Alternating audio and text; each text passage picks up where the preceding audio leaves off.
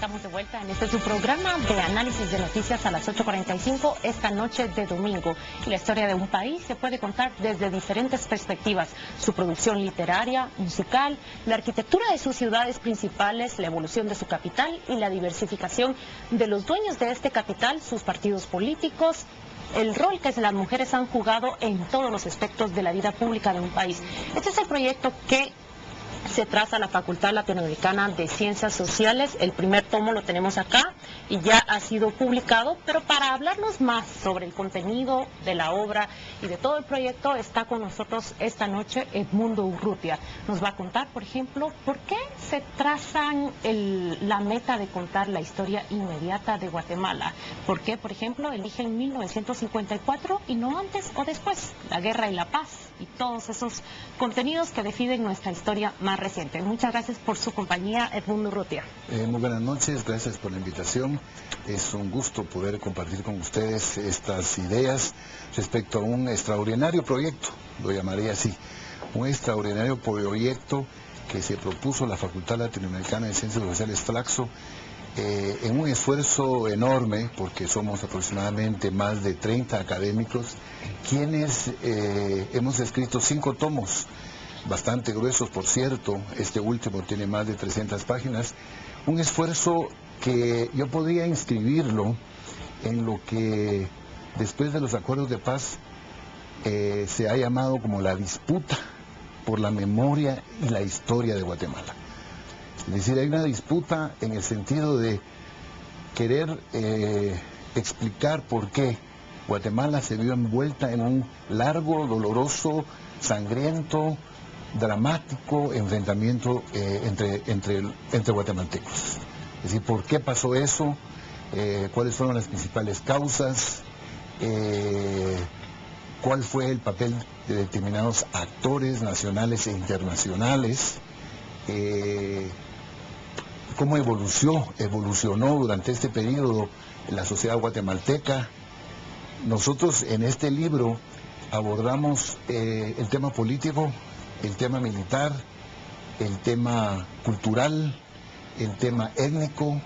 Es decir, hacemos un enfoque de muchos aspectos de la historia de Guatemala, no solamente la historia política. Ustedes van a encontrar ahí, por ejemplo, la historia del teatro, la historia de la literatura, de la novela, pero también van a encontrar ahí la historia del conflicto armado, los dos grandes ciclos, el ciclo de los años 60 y el ciclo de los años 70. Van a encontrar también algo que considero importante y que a mí me correspondió escribir, es la historia de los partidos políticos de 1954 al año 2000. Mucho se puede hablar de esto. Usted, Claudia, mencionó algo que creo que es importante y es, bueno, ¿por qué 54 y no antes? Eso fue producto de un debate, porque los editores que estamos ahí en la portada, Carlos Figueroa, Virgilio Álvarez, Sergio Tisler, Arturo Taracena y Edmundo Urrutia, mi persona, nos reunimos varias veces para concebir este proyecto. Alguien decía, no, comencémoslo de 1944, alguien decía 1949, cuando muere Francisco Javier Arana. ¿En qué momento comenzamos a contar la historia reciente de Guatemala? Y indudablemente que razones para comenzar en el 44 las hay, en el 49 también, pero el 54 es realmente la ruptura que va a explicar lo que viene después.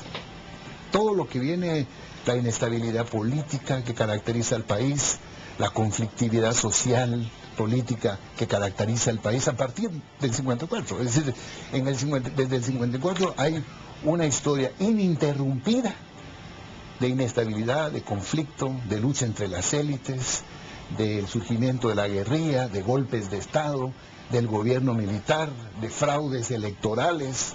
Es decir, es una historia repleta de conflictividad y de inestabilidad. Y nosotros creemos que en el tema de la historia, si vamos a las causas, podemos llegar hasta la conquista, cuando vinieron los españoles, ¿verdad? Tenemos que comenzar en un momento dado. Y para nosotros el 54 es fundamental. Nosotros creemos que la mayoría, si no todos, de quienes estamos escribiendo este texto, éramos niños en el 54. 3 o 4 los que están ahí como editores, no teníamos 3 años, y nuestros padres tuvieron que salir al exilio en el 54, hacia México, hacia la Argentina. Entonces, nosotros somos una generación marcada por ese conflicto, por el 54. El 54 nos marcó. Y yo podría decir que en ese momento se configuró lo que es, o lo que podríamos llamar es un trauma histórico. Porque nuestra generación, los herederos del 54, especialmente de los perdedores del 54, nos quedamos con aquella idea de lo que pudo ser el país y no fue. Como a una persona, ¿no? Una persona que sufre un trauma, un abuso, algo que le trastorna su existencia y le da un giro a su vida. El trauma es, bueno, ¿qué hubiera sido de mí si no me hubiera pasado esto? ¿Qué hubiera sido de Guatemala si no sucede el 54? ¿Qué hubiera sido de la vida de nuestras familias que se fueron al exilio en el 54 y que tuvimos que vivir en Argentina, en Buenos Aires, como le correspondió a mi familia? O a la familia de Carlos Figueroa, a la familia de Sergio Tisler, que tuvieron que irse del país. Entonces el 54 pues es un parteaguas en la historia del país. No se puede entender lo que sucedió después si no es por el 54.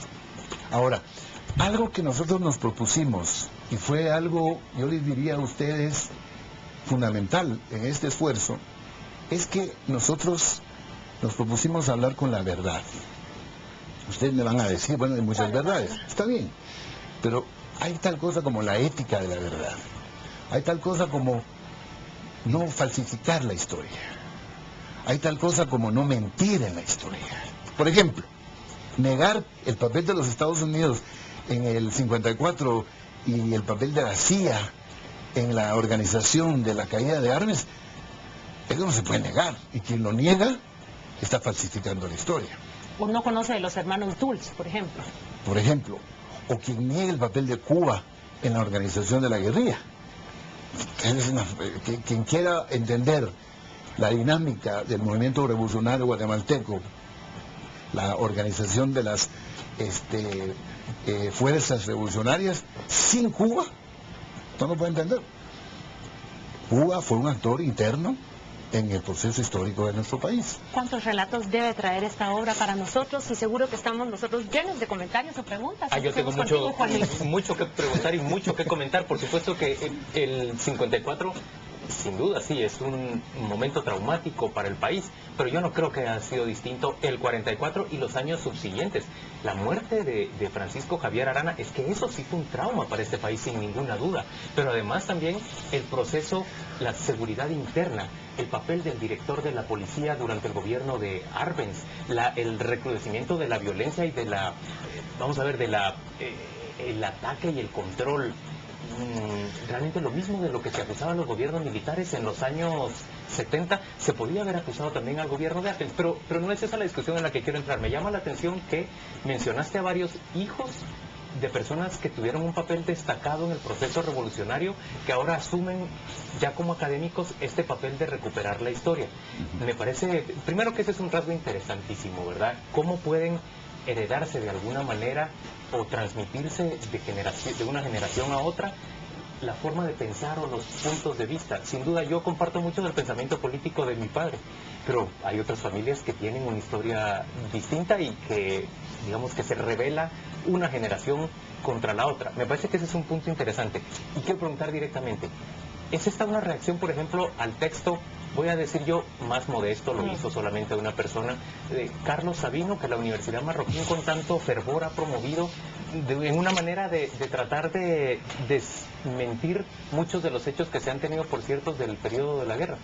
Sin duda, es decir, yo creo que si nosotros no estamos reaccionando interpretación tras interpretación del libro de Sabino, no nos propusimos refutarlo directamente, sin duda ese libro, esos dos libros, sus dos tomos, están en el origen de ese esfuerzo. en el sentido de que, bueno, ya contó el sector empresarial, ya lo contó la Universidad